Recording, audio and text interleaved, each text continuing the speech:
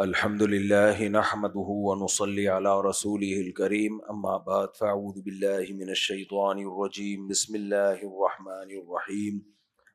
آج ہم نے 13واں پارہ مکمل کیا ہے جس میں سورہ یوسف اور سورہ حجر، سورہ رعد یہ ہم نے پڑھی ہے۔ سورہ یوسف میں مختصراً اس کی کچھ تفسیر کر دیتا ہوں، پھر انشاءاللہ ہم آگے چلیں گے۔ اس میں کیا اسباق ہمیں ملتے ہیں یہ ہر سال میں بیان کرتا ہوں، اس دفعہ ارادہ تھا کہ رہنے دوں گا، اگلے سال کر لوں گا، لیکن نئے لوگ بہت زیادہ نظر آ رہے ہیں۔ الف لام را تلک آیات الکتاب المبین انا انزلناہ قرآنا عربیا لعلکم تعقلون نحن نقص علیک احسن القصص بما اوحینا الیک ھذا القرآن۔ یہودیوں نے نبی صلی اللہ علیہ وسلم سے پوچھا تھا کہ بنی اسرائیل بیت المقدس سے اس سرزمین سے مصر کیسے پہنچے؟ وہ آپ کا امتحان لینا چاہتے تھے کہ اگر آپ پہ وحی نازل ہوتی ہے تو اللہ بتا دے گا، اور اگر وحی نازل اگر نہیں بتاتے تو اس کی علامت ہے کہ نہیں بتائیں گے۔ تو ایک ہی ٹائم پہ سورہ یوسف نازل ہوئی ہے۔ سورت کی خاصیت یہ ہے کہ اتنا لمبا واقعہ ایک ہی مرتبہ میں کہیں بھی نازل نہیں ہوا۔ موسیٰ علیہ السلام کے واقعات بکھرے ہوئے ہیں، مختلف مقامات پر ہیں، کبھی واقعے کا کچھ حصہ نازل ہوا، کبھی کچھ حصہ نازل ہوا۔ قوم عاد، قوم سمود کے وقت کا بھی ایسا ہی ہے، لیکن سورہ یوسف ایک ہی دفعہ میں پوری نازل ہوئی ہے۔ اور دوسری بات یہ کہ اس کے علاوہ پھر سورہ یوسف میں اس واقعے کا قرآن میں اس واقعے کا کہیں اور تذکرہ نہیں ہے، یعنی ایک ہی جگہ پہ ہے مکمل۔ اور تیسری بات یہ کہ قرآن میں واقعات ترتیب سے نہیں ہوتے، یہ واحد واقعہ جو پورا اللہ نے ترتیب سے بیان کیا ہے۔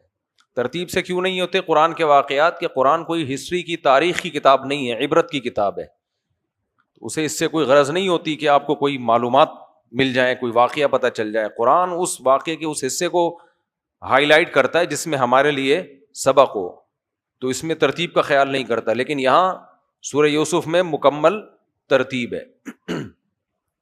تو اللہ تعالیٰ فرماتے ہیں اذ قال یوسف لأبیہ، یوسف علیہ السلام کے والد تھے نا یعقوب علیہ الصلاۃ والسلام، جن کا لقب تھا اسرائیل، اور یعقوب علیہ السلام تھے اسحاق علیہ السلام کے بیٹے، اور اسحاق علیہ السلام ابراہیم علیہ السلام کے۔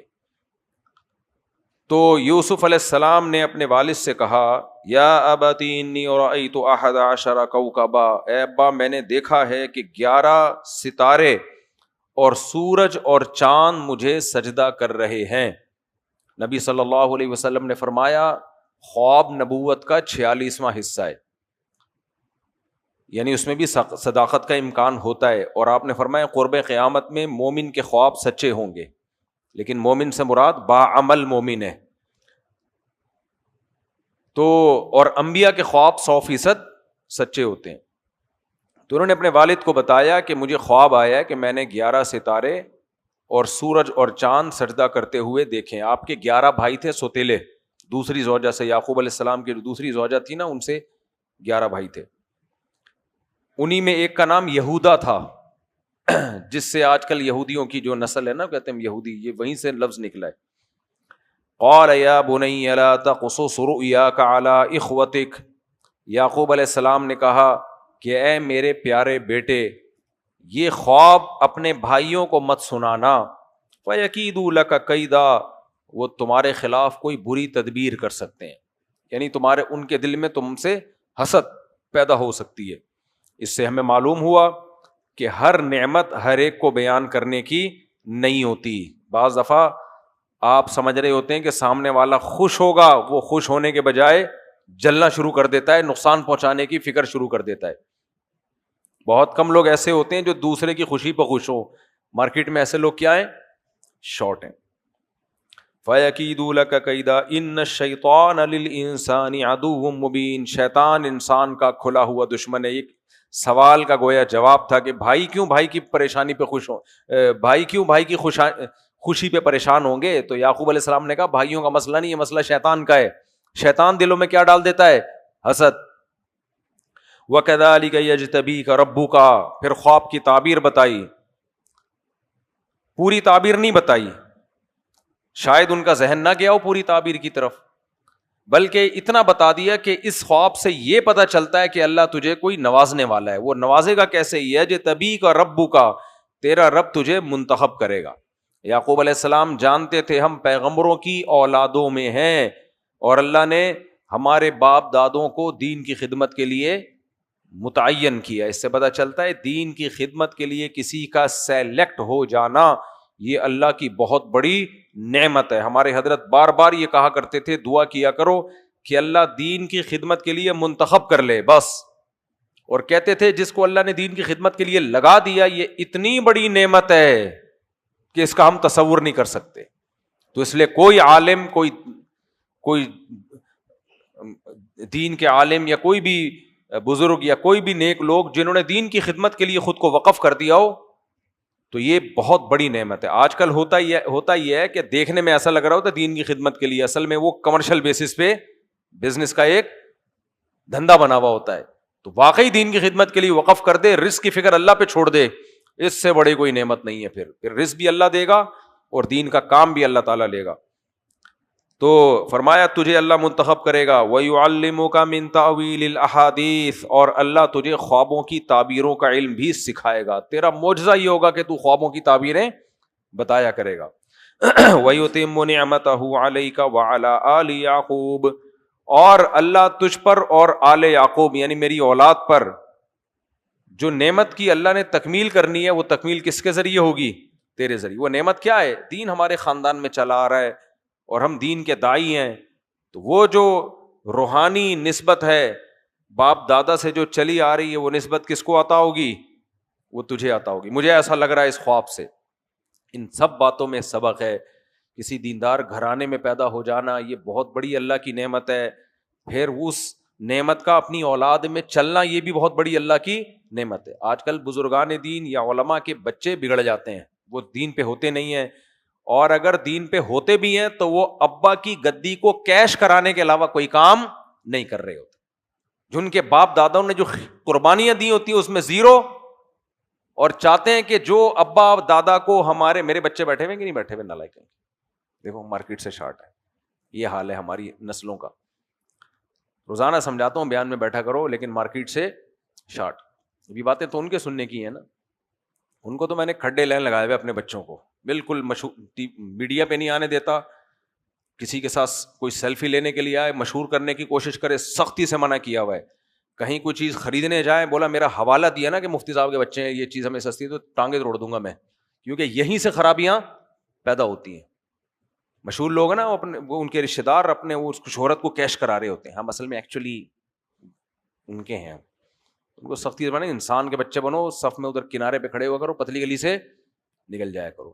اور مسجد کی انتظامیہ کو بھی بولا ہوا ہے کہ اگر کوئی بچے شرارت کر رہے ہیں تو آپ جیسے کسی کو اور کے بچے کو ڈانٹتے ہو تو ہمارے بچے کو بھی اتنی اسپیڈ سے ہی ڈانٹنا ہے. اگر آپ نے یہ سوچ کے چھوڑ دیا کہ مفتی صاحب کا بچہ ہے تو اس کا مطلب آپ ابھی سے اس کو کیا بنا رہے ہو؟ فرعون، جس کے واقعات ہم نے قرآن میں پڑھے ہیں. تو اس لیے جو مشہور لوگ ہوتے ہیں یا علماء صلاح ہوتے ہیں ان کے لیے اپنے بچوں کی تربیت بڑی مشکل ہوتی ہے. لوگ ان کو بگاڑ دیتے ہیں، اصل میں لوگ بگاڑ دیتے ہیں.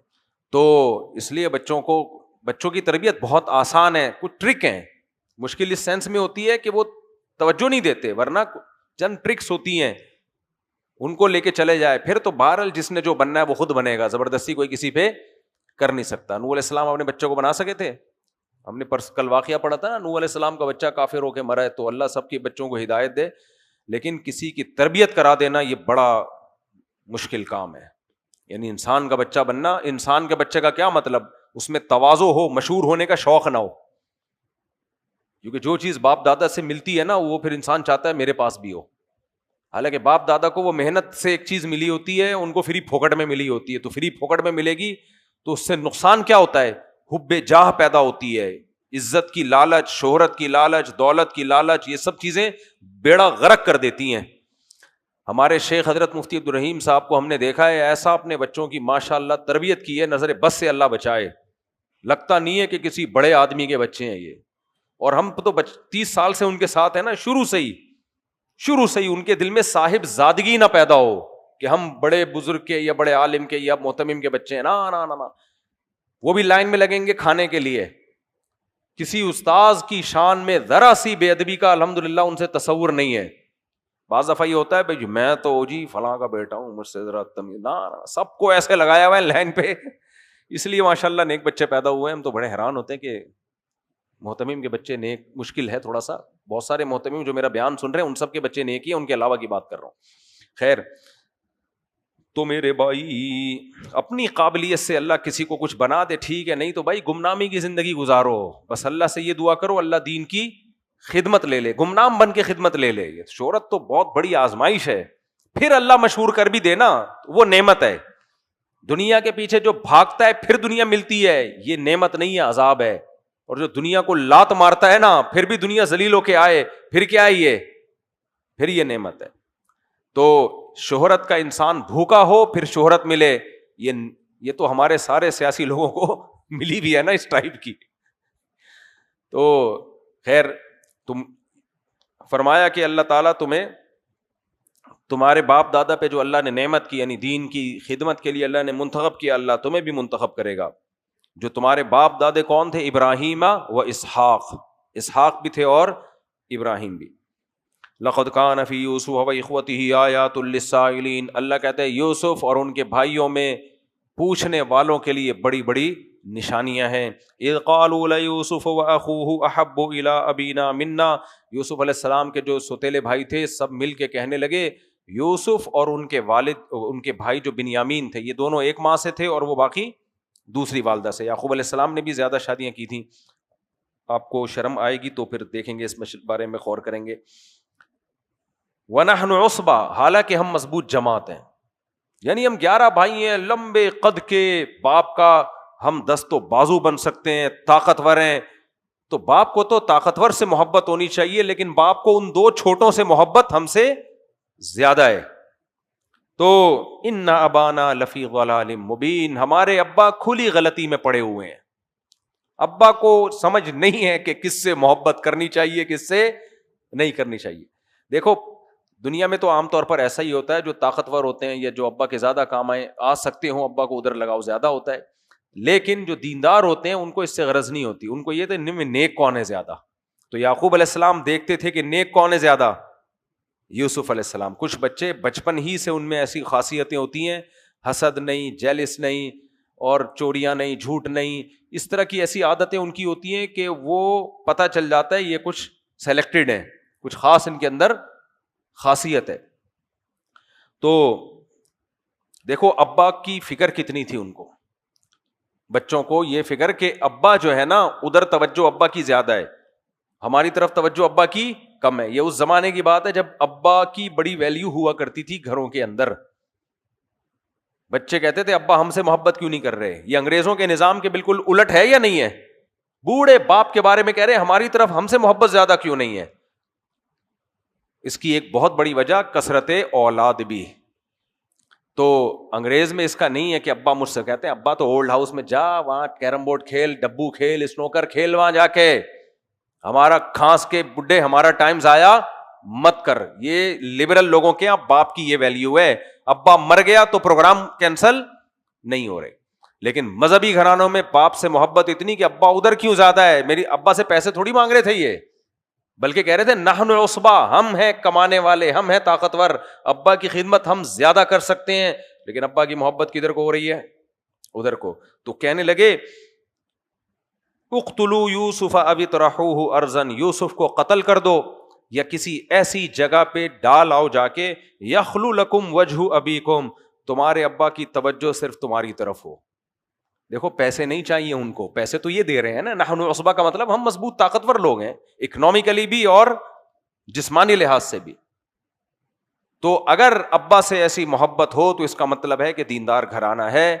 اور اگر ابا سے محبت صرف یہی ہے کہ وراثت مل جائے, میرے پاس بہت کیس آ رہے ہیں آج کل, ابا وراثت میرا حصہ. میں نے کہا چماٹ لگاؤ سالے ایسی اولاد کو. 3-4 دن پہلے ایک صاحب آئے, کسی کو پتہ نہیں چلے گا, راز فاش نہیں ہو رہا, میرے بیٹے مجھ سے وراثت مانگ رہے ہیں, کہہ رہے ہیں ہمارا حصہ دو, کروڑ پتی آدمی ہے. میں نے کہا تم نے ایسے بچے پالے ہوئے کیوں ہیں, چماٹ کیوں نہیں مارتے ان کو, ٹھڈے مار مار کے نکالو, بولو دفعہ ہو یہاں سے. کمبخت میں زندہ ہوں اور بول رہے ہمارا حصہ دو. ان کا حصہ کہاں سے آ گیا؟ ایسی نالائق اولاد کو ٹھڈے مار کے نکالنا چاہیے. حصہ کوئی نہیں ہوتا, باپ کی زندگی سب باپ کا ہے. حدیث میں آتا ہے انت ومالک لابیک, تو بھی تیرا مال بھی کس کا ہے؟ تیرے باپ کا ہے. تو میں نے کہا آپ بولو کہ میں نے ساری زندگی کمایا, اب میں بوڑھا ہو گیا ہوں بغیر, تو اب تم کما کے کھلاؤ مجھے. وہ تو اللہ نے مرنے کے بعد ضائع ہونے سے بچانے کے لیے بول دیا کہ چلو اولاد میں جائے گا یہ, تو کسی اور کو نہ جائے. باپ کی خواہش بھی ہوتی ہے کہ اولاد میں جائے. تو ایسے ایسے مارکیٹ میں نالائق اولادیں آئی بھی ہیں. خیر, وَتَكُونُوا مِن بَعْدِهِ قَوْمًا صَالِحِينَ, کہتے ہیں تو ہم یوسف کو کہیں ڈال کے آ جائیں یا قتل کر دیں, اور پھر ابا تھوڑے دن میں ابا بھول جائیں گے, اور ابا ساری توجہ کسے دیں گے؟ ہمیں دیں گے, محبت بھی ہم سے کریں گے. اب سوال پیدا ہوتا ہے جرم تو یہ بہت بڑا ہے, بھائی کو قتل کر دینا یا دور زمین میں ڈال دینا. تو کہنے لگے اس کا حل ہے نا, وَتَكُونُوا مِن بَعْدِهِ قَوْمًا صَالِحِينَ, توبہ کر لیں گے, اللہ گناہ کیا کر دے گا. ہمارے حضرت فرمایا کرتے تھے, مولوی جو ہے نا بڑا ہوشیار ہوتا ہے, ایک عام آدمی بیچارہ ڈر رہا ہوتا ہے کہ یار گناہ کروں گا اللہ کا عذاب نہ آ جائے. جو دیندار ہے نا, جس نے قرآن و سنت سنا ہوا ہوتا ہے, مولانا یا عام لوگ, اس کو شیطان برغلاتا ہے, کر لے, بعد میں کیا کر لینا؟ توبہ کر لینا. تو گناہ کی نیت سے توبہ کرنا ایسا ہے جیسے کوئی کہ میں اپنے آپ کے زخم لگا دیتا ہوں کیونکہ علاج ہو جاتا ہے. تو یہ بے وقوفی ہے بھائی, کوئی بیمار تھوڑی کرتا ہے اپنے آپ کو اس نیت سے کہ علاج ہو جائے گا. تو انہوں نے کہا بعد میں توبہ کر لینا. قال قائل منہم, ایک سمجھدار تھا, اس نے کہا بھائی ہم نے یہ گناہ کرنا ہی ہے تو ہلکا والا کیوں نہ کر لیں, قتل کرنا تو کیا ہے, زیادہ بڑی بات ہے. قال قائل منہم لا تقتلوا یوسف والقوه فی غیابۃ الجب, دیکھو یوسف کو قتل مت کرو, یہ کر لو کسی اندھے کنویں میں ڈال کے آ جاؤ. ایک ایسا کنواں جہاں سے مسافر گزرتے ہیں. یلتقطہ بعض السیارہ, کچھ مسافر جب وہاں سے گزریں گے تو وہ کنویں میں دیکھیں گے بچہ پڑا ہوا ہے, اٹھا کے لے جائیں گے, موت بھی واقع نہیں ہوگی اور بچے کی زندگی بھی بچ جائے گی. ان کنتم فاعلین, اگر تم نے کچھ کرنا ہے.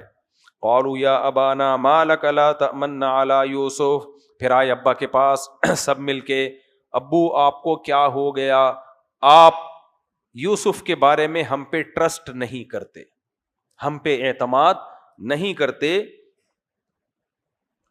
وَإِنَّا لَهُ لَنَاصِحُونَ, اور بے شک ہم اس کے خیر خواہ ہیں.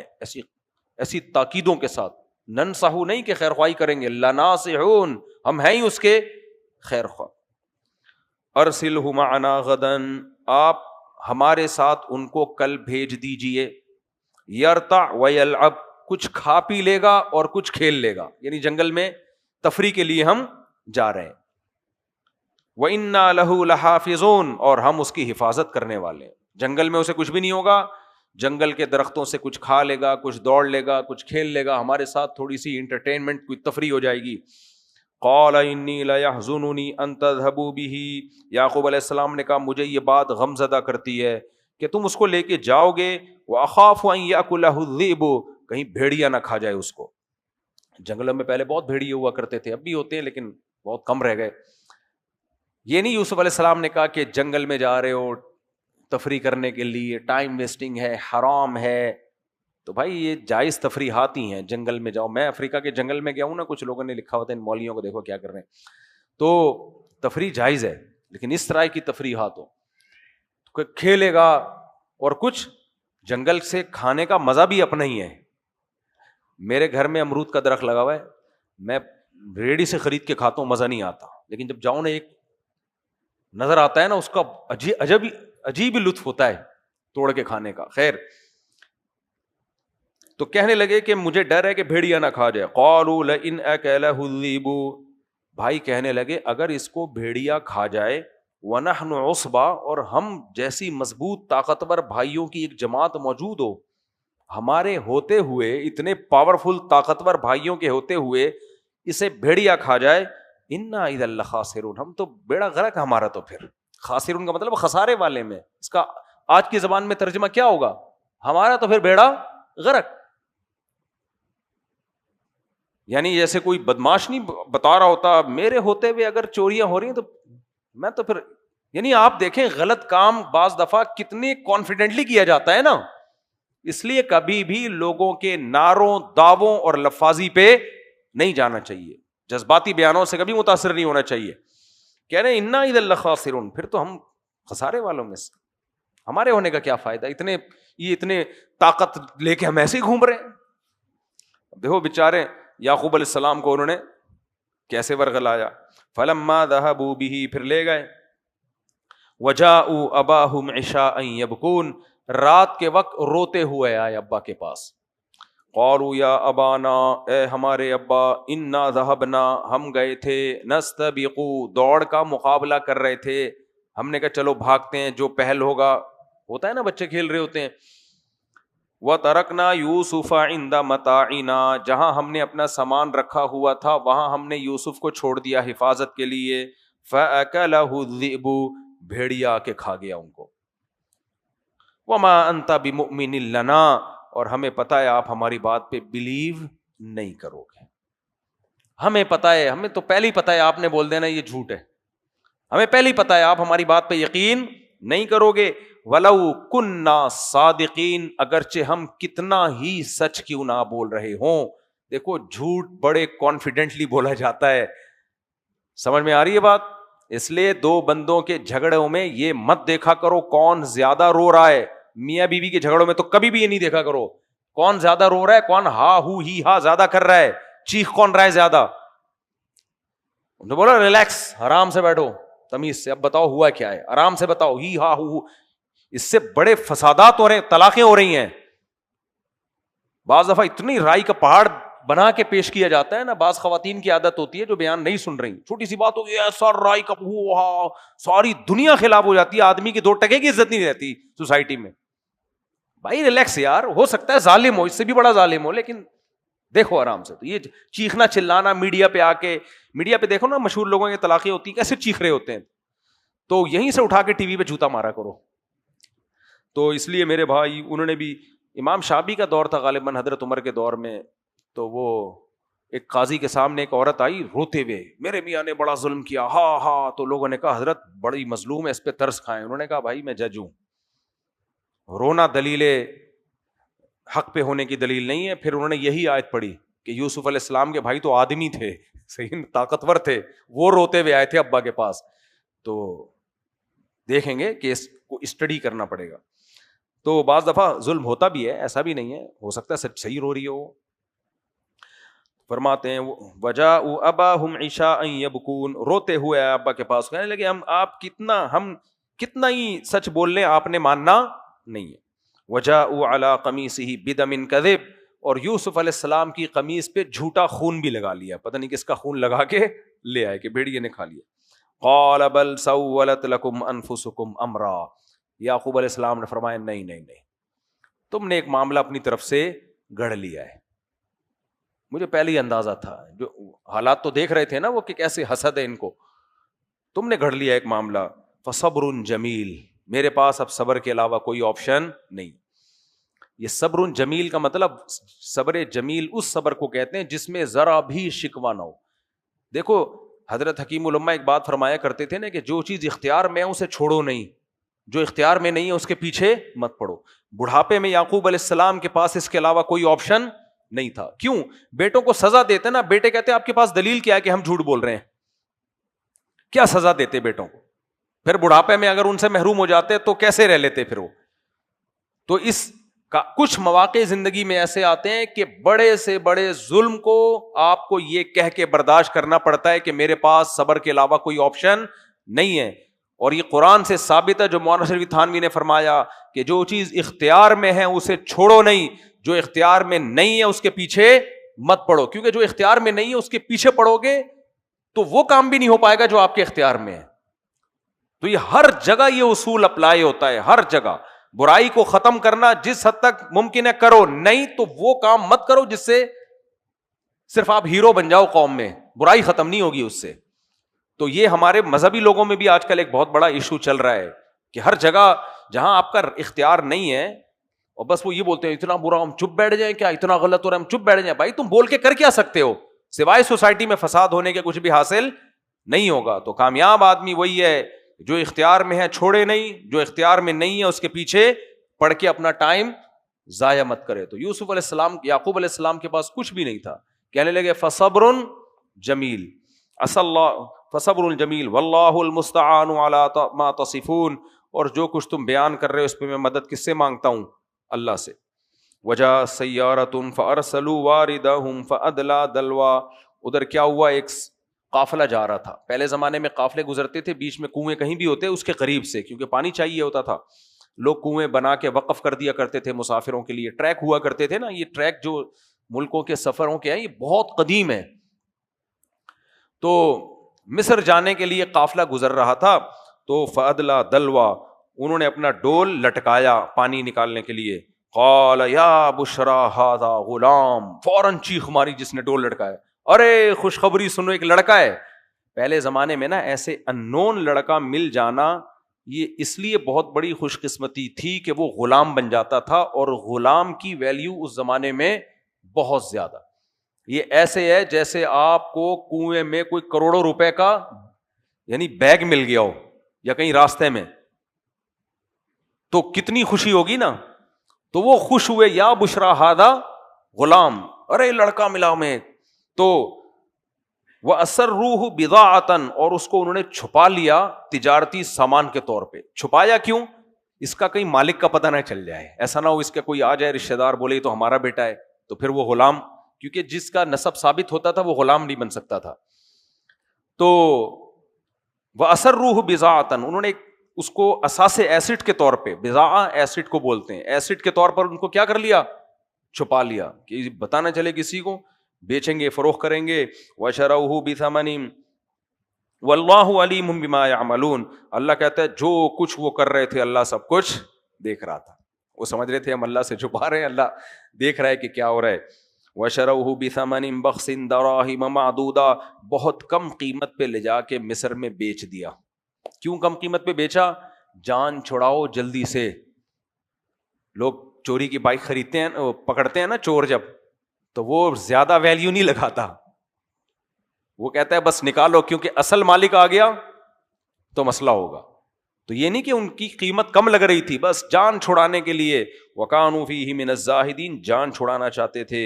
وَقَالَ الَّذِي اشْتَرَاهُ مِن مِّصْرَ لِامْرَأَتِهِ أَكْرِمِي مَثْوَاهُ, جس نے مصر سے ان کو خریدا. قرآن کے اس انداز سے پتہ چلتا ہے کہ وہ ایک دفعہ فروخت نہیں ہوئے, کیونکہ قرآن نے یہ نہیں کہا انہوں نے مصر میں لے جا کے بیچا, بلکہ قرآن تو کہہ رہا انہوں نے تو جان چھوڑائی, پھر مصر میں جس نے خریدا. تو اس سے پتہ چلتا ہے مختلف اسٹیپ کے ذریعے وہ ہوتے ہوتے بکتے بکتے مصر میں پہنچے ہیں.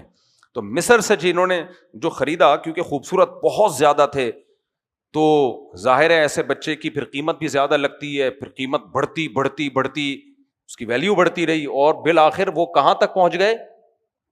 عزیز مصر, جو بادشاہ تھا اس کے جو ایک عزیز ہوا کرتا تھا, بہت بڑا درجہ تھا, وہاں تک پہنچ گئے. اس نے خرید لیا اکریمی مسوا, اور کہا اس کو عام غلاموں کی طرح مت رکھنا, اس کو عمدہ ٹھکانہ دینا.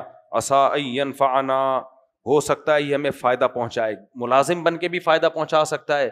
او نتخذہ ولدا, ہم اس کو اپنا بیٹا بھی بنا سکتے ہیں. اس سے پتہ چلتا ہے ان کے اولاد نہیں تھی, بظاہر ایسا لگتا ہے ہم بیٹا بنا لیں گے. وَكَذَلِكَ مَكَّنَّا لِيُوسُفَ فِي الْأَرْضِ, اللہ کہتے ہیں ایسے ہم نے یوسف علیہ السلام کو ٹھکانہ دیا. آگے وَلَمَّا بَلَغَ أَشُدَّهُ, جب جوانی کو پہنچے, آتَيْنَاهُ حُكْمًا وَعِلْمًا, حکمت اور علم عطا کی. وَرَابَطَتْهُ الَّتِي هُوَ فِي بَيْتِهَا عَن نَفْسِهِ, خوبصورت بہت زیادہ تھے. حدیث میں آتا ہے, بخاری مسلم کی حدیث, کہ نبی صلی اللہ علیہ وسلم نے معراج کی رات حضرت یوسف علیہ السلام کو دیکھا. تو آپ نے فرمایا کہ پوری کائنات میں جتنا حسن تقسیم ہوا ہے نا, آدھا اکیلا یوسف علیہ السلام کو ملا ہے. یہ باقی آدھا ہے جو کروڑوں انسانوں میں ڈیوائیڈ ہوا ہے, جس میں کیسے کیسے خوبصورت لوگ دنیا میں وجود میں آئے ہیں, جو سمجھتے ہیں ہم سے زیادہ خوبصورت دنیا میں کوئی ہے ہی نہیں. تو اکیلے آدھا حسن کس کو ملا تھا؟ یوسف علیہ السلام کو.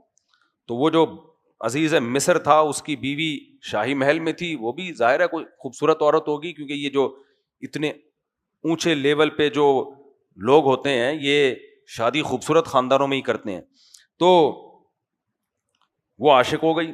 وراودته التي هو في بيتها عن نفسه وغلقت الابواب, دروازے بند کر کے ان کو برائی کی دعوت دینے لگی. قال معاذ اللہ, یوسف علیہ السلام نے کہا اللہ کی پناہ.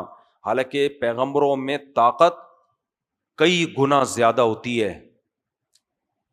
حدیث میں آتا ہے نبی صلی اللہ علیہ وسلم میں 40 مردوں کے برابر طاقت تھی. آپ صلی اللہ علیہ وسلم, صحیح بخاری کی حدیث ہے, ایک رات میں اپنی تمام ازواج کے پاس بعض دفعہ چلے جایا کرتے تھے. آج کسی میں اتنی طاقت ہے؟ ناممکن. اور آپ کی خوراک کیا تھی؟ فاقے. آج کے نوجوانوں کی جو حالت ہے, وہ کبھی خوشبو لگا کے اکیلے میں آؤ تو میں بتاؤں گا آج کل مارکیٹ میں چل کیا رہا ہے. تو اس کے کیا کیا اسباب ہیں؟ بہت سارے اسباب ہیں. تو پیغمبروں میں قوت اور طاقت بہت زیادہ ہوتی ہے. تو اجنبی جگہ ہے, وہاں اس نے برائی کی دعوت دی, دروازے بند کیے. قال معاذ اللہ, کہنے لگے اللہ کی پناہ. انہ ربی احسن مثوایا, اس عورت کے شوہر کی طرف اشارہ کیا کہ وہ میرا مربی ہے, اس نے مجھے اچھا ٹھکانہ دیا. بعض لوگوں نے اس کا ترجمہ اللہ سے بھی کیا ہے, میں بھی یہی پہلے ترجمہ کرتا تھا کہ اللہ, لیکن راجح تفسیر یہی ہے کہ حوالہ کس کا دے رہے ہیں؟ شوہر کا. اب یہاں سوال پیدا ہوتا ہے, زنا سے بچنے کے لیے اس کے شوہر کا حوالہ دیا, اللہ کا حوالہ کیوں نہیں دیا کہ اللہ نے زنا کو حرام قرار دیا ہے؟ اس لیے دیا کہ اللہ کا حکم تو یوسف علیہ السلام مانتے تھے نا, وہ مسلمان تھوڑی تھی. جب کسی کو کسی چیز سے روکا جاتا ہے نا, تو اس کے لیے دلیل ان اصولوں کے مطابق دی جاتی ہے جس کو سامنے والا بھی دلیل مانتا ہو. مثال کے طور پر کسی گورے کی اللہ نہ کرے بیوی سے آپ کی سیٹنگ ہو گئی, اللہ نہ کرے, اور آپ پکڑے گئے, تو گورا آپ سے کہہ رہے ہو تمہیں میرے گھر میں نے تجھے مہمان ٹھہرایا تھا اور تو یہاں میری بیگم سے دوستی لگا رہے, تو آپ یہ نہیں کہیں گے, آپ کو وہ آپ کے مذہب کا حوالہ دے گا کہ یہ تمہارے مذہب میں کیا ہے؟ حرام ہے. اور اللہ نہ کرے آپ کے گھر میں خدا نہ خواستہ کوئی ایسا ہو گیا, تو آپ اس کو اس کے کلچر کا حوالہ دو گے کہ یار یہ تو تمہارے کلچر میں بھی برا ہے کسی بیوی سے تعلقات قائم رکھنا. تو جو کلچر کو مانتا ہے اس کو حوالہ کس کا دیا جاتا ہے؟ ریفرنس کلچر کا. جو خدا کو مانتا ہے اس کو ریفرنس کس کا دیا جاتا ہے؟ خدا کا. تو یوسف علیہ الصلوۃ والسلام کے ساتھ جب اس کی بیوی نے بدکاری کی کوشش کی ہے, تو یوسف علیہ السلام نے حوالہ کس کا دیا کہ یہ تو تمہارے یہاں بھی ٹھیک نہیں ہے کہ تمہارے شوہر نے مجھے اتنا اچھا ٹھکانہ دیا, گھر میں رکھا, اور میں اسی کے ساتھ بے وفائی کر لوں. اس کا مطلب یہ نہیں ہے کہ اگر وہ ٹھکانہ نہ ہوتا تو کر لیتے, وہ تو حرام تو بہرحال ہے. پیغمبر تو تصور نہیں ہے کہ ان سے زنا کا صدور ہو جائے. تو اس سے پتہ چلتا ہے آستین کا سانپ بننا کتنا برا عمل ہے. آج ایسے بے غیرت لوگ موجود ہیں جو آستین کے سانپ بنتے ہیں. تو اللہ تعالیٰ فرماتے ہیں انہ لا یفلح الظالمون, دیکھو ظالم کبھی بھی کامیاب نہیں ہوتے. وَلَقَدْ هَمَّتْ بِهِ وَهَمَّ بِهَا, اللہ تعالیٰ کہتے ہیں یوسف علیہ السلام کے دل میں بھی خواہش پیدا ہوئی. اور عزیز مصر کی بیوی جس کو زلیخا کہا گیا ہے, قرآن و سنت میں اس کا نام زلیخا ثابت نہیں ہے, پچھلی آسمانی کتابوں میں ہے, تو نہ اس کو ہم زلیخا کہنے میں کوئی حرج نہیں ہے, کیونکہ حدیث میں آتا ہے پچھلی آسمانی کتابوں کی جو روایات ہے ان کو بیان کر سکتے ہو جب تک کہ ہمارے ہاں اس کی مخالفت نہ ہو. تو جو زلیخا نے کیا کہا, اس نے, قرآن کہتا ہے اس کے دل میں جیسے خواہش تھی, تو یہ خواہش یوسف علیہ السلام کے دل میں بھی پیدا ہوئی. کیوں پیدا ہوئی؟ اس لیے کہ یہ بشریت کا تقاضا ہے. جب بھی کوئی عورت مرد کو دعوت دے گی, یا کسی عورت کوئی حسین عورت ہوگی اور جوان مرد ہوگا, تو اس مرد کا اس کی طرف طبیعت کا مائل ہونا یہ فطری چیز ہے, یہ گناہ نہیں ہے. اس تقاضے پر عمل کرنا کیا ہے؟ بولو, گناہ ہے. وجہ اس کی یہ ہے کہ اگر طبیعت مائل ہو ہی نہیں, پھر گناہ سے بچنے کا ثواب نہیں ملتا. زنا سے بچنے کا ثواب اسی کو ملتا ہے جس کو زنا کا دل چاہتا ہو. ہیجڑوں کو زنا سے بچنے کا ثواب بولو نہیں ملتا. یہ جو آج کل کے نوجوان کہتے ہیں نا بد نظری کا دل بہت چاہتا ہے, اور دل بہت چاہتا ہے, دیکھیں لڑکیوں کو, فوش فلموں کو دیکھیں, یہ دیکھیں. بھائی دل چاہنا تو صحت کی علامت ہے. شادی ہوگی تو اگر یہ دل چاہ ہی نہیں رہا ہوتا تو پھر وہاں بھی نہیں چاہے گا. تو یہ چاہنا تو مردانگی کی علامت ہے, صحت کی علامت ہے, لیکن اس چاہت پر عمل کرنا, اس کے تقاضے پر عمل کرنا, تو جہاں اللہ نے اجازت دی ہے وہاں عمل کیا جائے گا, جہاں اجازت نہیں دی وہاں کیا ہے, حرام ہے, ناجائز ہے. تو اس لیے قرآن نے یہ کلیئر کر دیا کہ ان کے دل میں خواہش پیدا ہوئی ہے, لیکن انہوں نے کیا کہا, لولا ارآ برہان ربی, اپنے رب کی برہان پر انہوں نے غور کیا. اللہ تعالیٰ نے جو ان پر احسانات کیے ہیں, اللہ تعالیٰ نے جو ان کو ٹھکانہ دیا, ان احسانات پہ غور کیا کہ چاہت کے باوجود اس گناہ کے قریب نہیں جانا, اور اپنے آپ کو جتنا بچا سکتے ہو بچاؤ. واستبق الباب, دروازے کی طرف بھاگے تاکہ کسی طرح نکلیں دروازے سے. وقدت قمیصہ من دبر, اس نے آپ کی چادر جو کرتا تھا پیچھے سے پکڑا کھینچنے کے لیے, وہ پھٹ گیا. وَأَلْفَ يَا سَيِّدَهَا لَدَى الْبَابِ, جیسے ہی دروازہ کھلا تو سامنے اس کا آقا کھڑا ہوا ہے. کس کا آقا؟ زلیخا کا آقا. اللہ میاں نے شوہر کو کیا کہا ہے؟ آقا. ایک دفعہ انجینئر علی مرزا نے میرے اوپر طنز کیا تھا. میں نے کہا تھا کہ عورت کو چاہیے کہ احترام کا تقاضا یہ ہے کہ اپنے شوہر کا نام نہ لے. نام لینا بھی جائز ہے, صحابہ سے ثابت ہے, لیکن بعض خاندانوں میں نام لینے کا رواج نہیں ہے, تو یہ اچھا رواج ہے اس کے احترام, کیونکہ شریعت چاہتی ہے شوہر کا احترام کیا جائے. باقی احترام کا طریقہ ہر کلچر میں کیا ہوگا, مختلف, اور خاص طور پہ اس سوسائٹی میں جہاں شوہر میں اور جمشید میں کوئی فرق ہی نہیں رہا, اس میں تو احترام سکھایا جائے گا نا. تو پھر بعد میں نے روایتیں نکالی, بعض صحابہ سے بھی ثابت ہے کہ ان کی ازواج اپنے شوہر کو سید کہا کرتی تھیں, آقا. لیکن میں نے وہ کلپ بنا کے ڈالا نہیں کہ پھر وہ آنکڑا شروع ہو جائے گا نا, وہاں سے یہاں سے وہاں سے, میں نے کہا چھوڑ دو.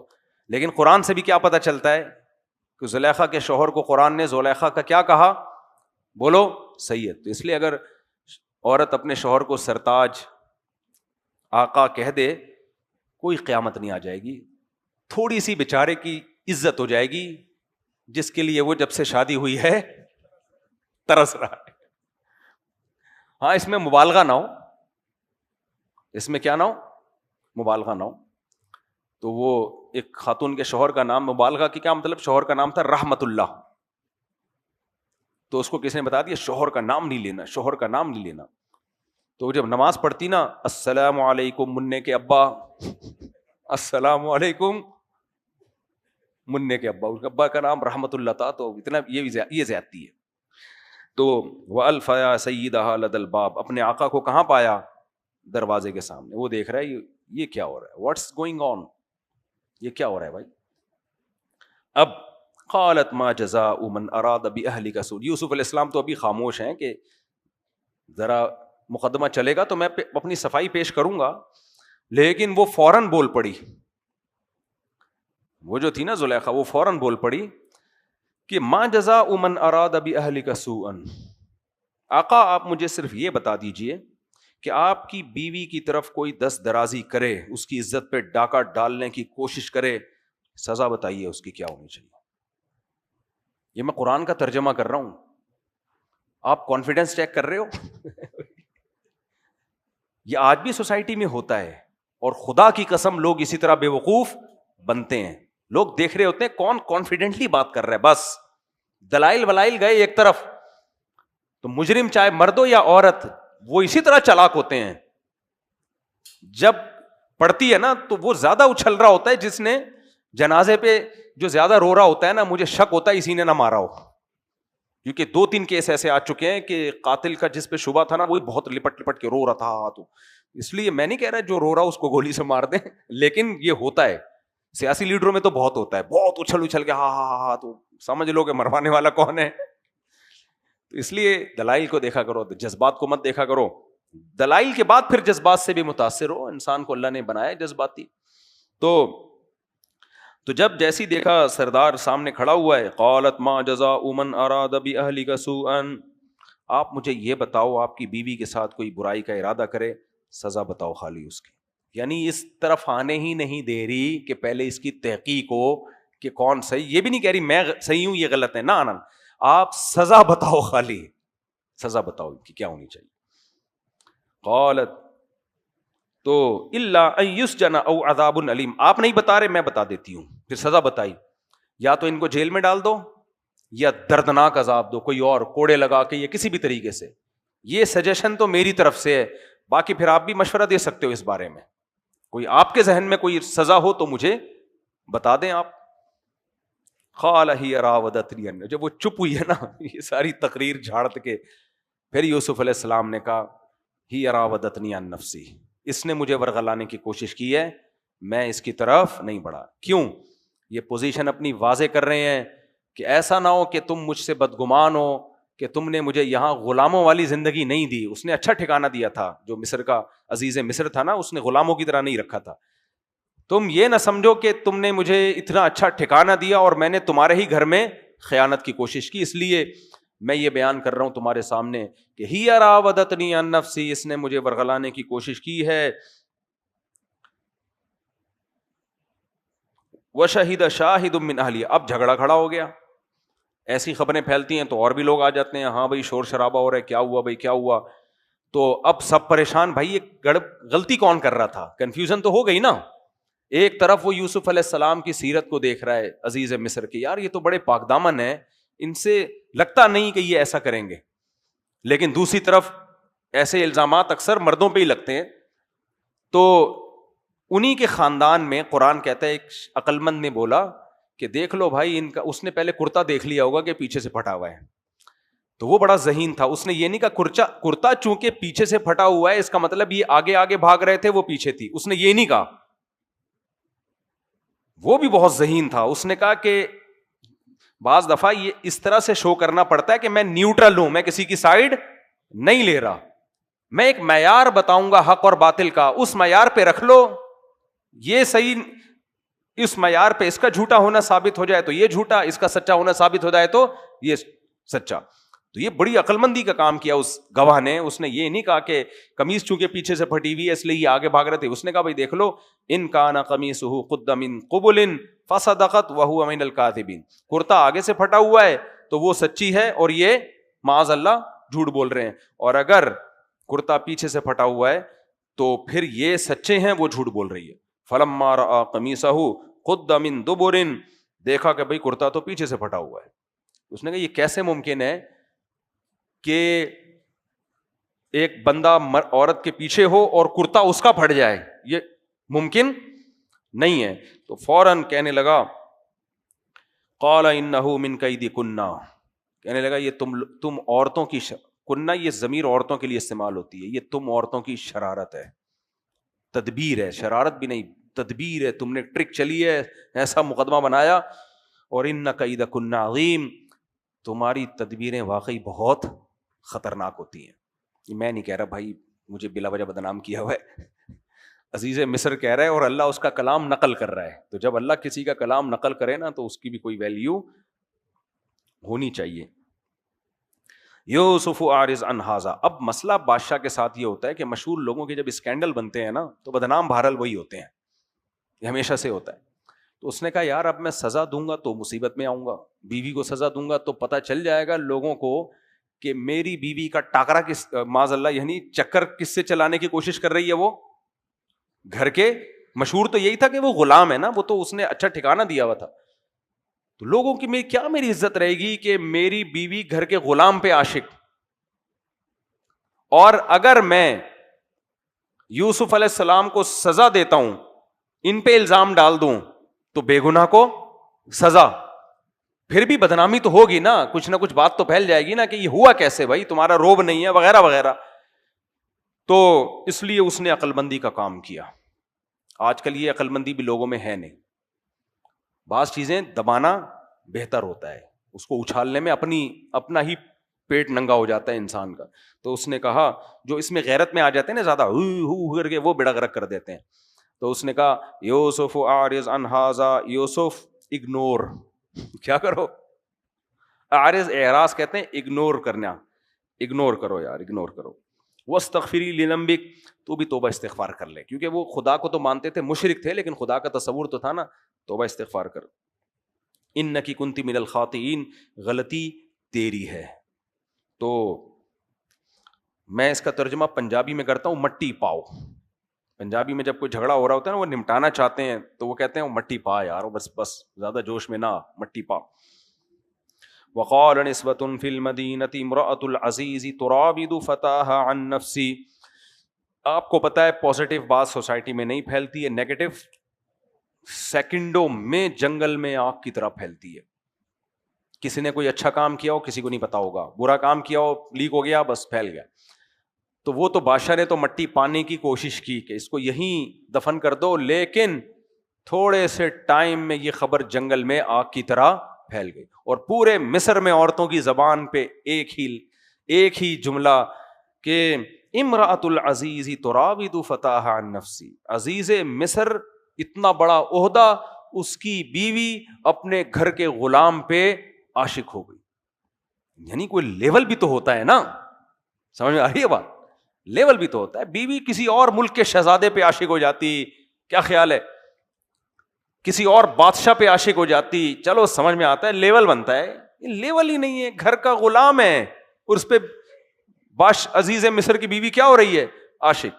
تو اس تبصرے نے عزیز مصر کی بیوی کی عزت کی ایسی کی تیسی کر دی. عزت کس کو پیاری نہیں ہوتی آپ کو پتا ہے نا, صرف کو پیاری نہیں ہے, بڑی مشکل سے بریک لگائی ہے میں نے, باقی تو سب کو عزت. آپ سمجھ گئے میں کس کی بات کر رہا ہوں. میں سیاسی باتیں میں نہیں کرتا نا, وہ ان کی بات کر رہا ہوں نا, پھر وہ بیان سے یہ لوگ کاٹنا پڑتا ہے ان لوگوں کو. تو ایک ہمارے ملک میں ایسی شخصیت ہے جن کو عزت کے علاوہ سب چیزیں پیاری ہیں. آگے چلتے ہیں ہم. تو اس عزیز مصر کی بیوی کو بھی عزت پیاری تھی. آپ کا دماغ زرداری کی طرف جا رہا ہے, میں نے زرداری کا لفظ استعمال نہیں کیا ہے, بلا وجہ خام خواہ میں آپ بدگمان ہو رہے ہو, میں نے اس کے بارے میں نہیں بات کی ہے. وقال نسبۃ فی المدینۃ امرأۃ العزیز تراود فتاها عن نفسی. تو شہر کی عورتوں نے یہ باتیں شروع کر دیں, تو کہنے لگی قد شغفها حبا, یہ نوجوان جو ایک گھر کا خادم معاذ اللہ غلام, یہ اس کے دل میں گھس گیا ہے, یعنی اس کے دل میں داخل ہو گیا ہے. انا لنراها فی ضلال مبین, ہم اس کو سمجھتے ہیں کہ یہ بہت بڑی غلطی میں ہے, یعنی لیول نہیں ہے. فلما سمعت بمکرہن, جب اس نے سنا ان کی اپنے خلاف بری باتیں غیبتیں سنی عزیز مصر کی بیوی نے, تو اس نے پھر تدبیر کی, اس ارسلت الیہن, سب کو دعوت کا پیغام دیا.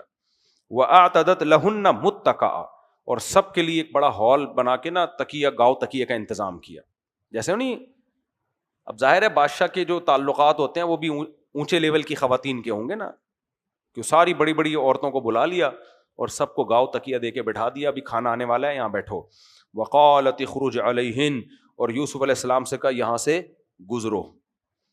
فلما رأینہ اکبرنہ وقطعن ایدیہن, جب انہوں نے یوسف علیہ السلام کو دیکھا تو اکبرنہ, بہت عجیب سمجھا ان کو, اور اتنا مبہوت ہوئی ہیں. وقطعن ایدیہن, جن چھریوں سے پھل کاٹنے تھے اس سے کیا کاٹ دیے, ہاتھ زخمی کر دیے. وقلنا حاشا للہ ما ھذا بشرا, کہنے لگی اللہ کی قسم یہ نوجوان انسان نہیں ہے. ان ھذا الا ملک کریم, کوئی معزز فرشتہ ہے جو آسمان سے نازل ہوا ہے, انسانوں کی شکلیں ایسی خوبصورت نہیں ہو سکتی. قالت, فوراً زلیخا نے بولی, فذلکن الذی لمتننی فی, عربی میں ذالکہ ہوتا ہے ہاتھ سے اشارہ, فذلکن اشارہ کیا, یہی ہے وہ. صحیح ہے, پہلے ان کو بتایا نہیں کہ یہ کون ہے. یہ بھی دیکھو تدبیر ہوتی ہے. زلیخا بے وقوف ہوتی نا, سب کو فون کرتی کہ ایکچولی بات اصل میں یہ ہے کہ تم جو مجھ پہ الزام لگا رہی ہو نا, غلام پہ عاشق ہو گئی اور خادم پہ عاشق ہو گئی, تمہیں پتا چل جائے نا, تم دیکھ لو تو تمہیں پتا چل جائے گا وہ کتنا حسین ہے. اور تمہارا نہیں وہ جمشید سے چکر چلا تھا, میں نے تمہیں کچھ بولا تھا, وہ وسیم کانا ہے, اس پہ جب تم لٹو ہوئی تھی وہ تو تمہاری شادی نہیں ہوئی, ستار سے ہو گئی تمہاری شادی. وہ جو غفار لنگڑے پہ تو عاشق ہو رہی تھی, اس طرح سمجھاتی نا ہر ایک کو. تو جو ظاہر ہے اونچے لیول کے لوگ ہوتے ہیں ان کی مینٹالٹی بھی کیا ہوتی ہے کہ ایسے نہیں ایک دم جذباتی, ایک ماحول بناؤ. پھر یہ بھی نہیں کہ ان کو دعوت دے کے بلایا اور کہا کہ میں کنفیوژن دور کرنے کے لیے تمہیں بلا رہی ہوں, نہیں بھائی دعوت ہے, کھانا ہے, تو کھانے پہ سبھی آتے ہیں, جب بادشاہوں کے گھروں سے کھانا ہو تو کون نہیں جائے گا. تو اور پھر یہ بھی نہیں کہ اب میں وہ لے کر آ رہی ہوں تمہارے سامنے جس پہ میں عاشق تھی, تو ان کو دیکھ کے تم فیصلہ کرنا, نا نا نا نا نا نا, یہ سب حرکتیں ان لوگوں کی ہوتی ہیں جن کے لیول سوچنے کے کیا ہوتے ہیں, کم. تو کہا کہ گزرو یہاں سے. جب انہوں نے دیکھا نا, خود پہلے تعریف کریں پھر بولوں کہ یہ وہی ہے, پہلے ان کی زبان سے تعریف کرواؤ. تو جیسے یوسف علیہ السلام گزرے, انہوں نے اپنے ہاتھوں کو کاٹ ڈالا اور کہنے لگی حاش للہ، اللہ کی قسم، ما ھذا بشرا، یہ انسان نہیں ہے، ان ھذا الا ملک کریم، کوئی فرشتہ ہے جو آسمان سے زمین پہ اتر کے آئے۔ جب ان کی یہ چیخیں نکلی ہیں نا تو اس وقت کا ذالک، یہی ہے وہ۔ آپ دیکھ رہے ہیں مینٹیلٹی زلیخا کی۔ مجھے ذہین لوگ بہت پسند ہے، پتہ نہیں کیوں۔ ذہین آدمی بہت کام کر سکتا ہے، اور جو بیوقوف آ جائے نا میرے پاس، کوئی خدمت کے لیے بیوقوف آ جائے نا، کتنا ہی مخلص ہو، میرا دل چاہتا ہے اس کو چترول لگاؤ، جس کو کمبخت کو سمجھ میں ہی نہیں آ رہا کہ تیرے سے کام کیا لینا ہے۔ عجیب عجیب قسم کے دنیا میں لوگ پائے جاتے ہیں۔ کسی بیوقوف کو آپ رکھ لو نا، ایسا بیڑا غرق کرے گا نا وہ آپ کا۔ کسی بھی کام کے لیے رکھ لو بیوقوف کو، 100 دفعہ چیزیں سمجھاتے رہو، پھر بھی الٹا کر رہا ہوگا جا کے۔ یہ جو مشہور ہے نا مثال کہ بیوقوف دوست سے عقل مند دشمن بہتر ہے، یہ بالکل درست ہے۔ اس لیے بیوقوفوں اور احمقوں سے دوستی نہ لگایا کرو، یہ بیڑا غرق کر دیتے ہیں آدمی کا، اس کو سمجھ میں نہیں آتی چیزیں۔ تو خیر کچھ واقعات ہیں کبھی بیوقوفوں کے سناؤں گا انشاءاللہ، اس سے پتہ چلے گا بیوقوف بہت بڑی فلم ہوتی ہے بھائی۔ اچھا، بیوقوف میں سب سے بڑا فالٹ پتہ کیا ہوتا ہے؟ وہ اپنے آپ کو سمجھتا سب سے عقل مند ہے، یہ بڑا فالٹ ہوتا ہے اس میں۔ تو کہنے لگے کیسا ماحول بنایا اس نے، فذالک الذی لمتننی فی، یہ ہے وہ جس کے بارے میں تم مجھے ملامت کر رہی تھی، اور اب بدنام تو ہو ہی گئی تھی نا۔ وَلَقَدْ رَاوَدتُّهُ عَن نَفْسِهِ، ہاں میں نے اس کو ورغلانے کی کوشش کی تھی، اس کا قصور نہیں ہے، قصور میرا ہے، لیکن فاستعصم، یہ بچ گیا۔ وَلَئِن لَّمْ يَفْعَلْ مَا آمُرُهُ، اگر جس بات کا میں اس کو حکم دے رہی ہوں اس نے وہ کام نہیں کیا، معاذ اللہ نقل کفر، تو لَيُسْجَنَنَّ، یہ جیل کی کوٹری میں جائے گا، وَلَيَكُونَ مِنَ الصَّاغِرِينَ، اور اس کو جو ہمارے ہاں ایک مقام ملا ہوا ہے اس کا مقام کم ہو جائے گا۔ یوسف علیہ السلام کو بڑی عزت کے ساتھ رکھا ہوا تھا، تو یہ عزت نہیں رہے گی اس کی۔ اب کتنا دیکھو یوسف علیہ السلام پہ دباؤ ہوگا نا، کیا خیال ہے کہ جوان ہیں، دل میں خواہش بھی ہے، گناہ کی نہیں، لیکن ایک جو فطری رغبت ہوتی ہے عورت کی طرف وہ بھی ہے، اور نہ کرنے کے صورت میں دباؤ کتنا کہ جیل جائیں گے، اور جو پروٹوکول ملا ہوا ہے وہ سارا کا سارا چھن جائے گا۔ تو ایسے موقع پہ اہل اللہ کس سے مدد مانگتے ہیں؟ اللہ سے۔ اپنے اوپر اعتماد نہیں کرتے کہ نہیں جی میں تو بچوں گا، میں تو بڑا نیک ہوں، نہ نہ نہ، انہوں نے دعا مانگی، قال رب السجن احب الی مما یدعوننی الی، اے میرے رب جیل کی کوٹری مجھے اس برائی سے زیادہ محبوب ہے جس برائی کی طرف مجھے یہ دعوت دے رہی ہیں۔ وَإِلَّا تَصْرِفْ عَنِّي كَيْدَهُنَّ، اے اللہ اگر ان کی تدبیروں کو تو نے مجھ سے دور نہ کیا، قیدہن کا مطلب وہ سب عورتیں مل گئی تھیں اس کے ساتھ، زلیخا کے ساتھ، اگر تو نے ان کی تدبیروں کو مجھ سے دور نہ کیا، اصبو الیہن، میں بشر ہوں، انسان ہوں، ان کی طرف مائل ہو جاؤں گا، وَأَكُمْ مِنَ الْجَاهِلِينَ، اور میں بھی جہالت والا کام کر بیٹھوں گا، تو مجھے اس مصیبت سے بچا لے۔ یعنی جیل چلا جاؤں محبوب ہے، زنا۔ اس موقع پر میں اکثر ایک بات بتایا کرتا ہوں، یوسف علیہ السلام کو زنا کا موقع ملا، نہ کرنے کی صورت میں جیل کی کوٹری، اور اس کی بھی مدت معلوم نہیں ہے کب تک کے لیے، اور یوسف علیہ السلام کو نکاح کا، موسیٰ علیہ السلام کو نکاح کا موقع ملا تھا نا، 2 بچی آئی تھیں جنہوں نے اپنے والد سے ملایا، تو ان کے والد نے کہا کہ ان 2 بیٹیوں میں سے ایک کا آپ سے نکاح کرنا چاہتا ہوں، 10 سال بکریاں چراؤ۔ موسیٰ علیہ السلام نے فوراً پیشکش کو قبول کر لیا۔ ایک پیغمبر کو نکاح کے لیے 10 سال بکریاں چرانی پڑ رہی ہیں، وہ اس کے لیے نہ استخارے کر رہے ہیں نہ مشورے لے رہے ہیں، فوراً یہ پیشکش قبول کر رہے ہیں، اور 10 سال بکریاں چرانے پہ راضی۔ اور دوسرے وہ بھی پیغمبر، ان کو زنا نہ کرنے کی صورت میں جیل جانا پڑ رہا ہے، جیل کی کوٹری ان کو قبول۔ تو اسلام میں زنا میں اور نکاح میں 180 ڈگری کا فرق ہے۔ ہمارے ہاں آدھی بات بتائی جاتی ہے، وہ یہ کہ زنا مت کرو، زنا مت کرو۔ بھائی اسلام میں جتنا گندا غلیظ زنا ہے اتنا ہی مبارک نکاح بھی ہے، یہ کرنا ہے۔ جتنی اسپیڈ کے ساتھ زنا سے بچنا ہے اس سے زیادہ اسپیڈ کے ساتھ شادیوں کو بھی فوکس کرنا ہے۔